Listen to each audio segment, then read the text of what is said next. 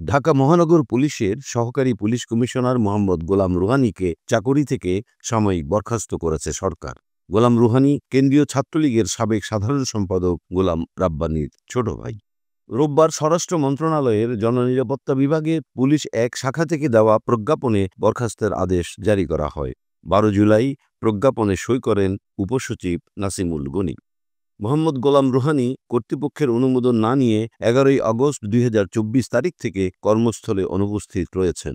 সরকারি কর্মচারী শৃঙ্খলা ও আপিল বিধানমালা 2018 এর 23(6) ধারায় এটি পলায়ন হিসেবে গণ্য হওয়ায় তাকে ওই দিন থেকে সাময়িক বরখাস্ত করা হয়েছে। সাময়িক বরখাস্তকালীন সময়ে তিনি বিধি অনুযায়ী ঘোষিত ভাতা প্রাপ্ত হবেন বলেও প্রজ্ঞাপনে উল্লেখ করা হয়। সহকারী পুলিশ কমিশনার গোলাম রুহানীর বিরুদ্ধে বৈষম্য বিরোধী ছাত্র আন্দোলনের ঘটনায় একাধিক মামলা রয়েছে। গত বছরের 5 আগস্ট আওয়ামী লীগ সরকারের পতনের পর ভেঙে পড়ে পুলিশ বাহিনী।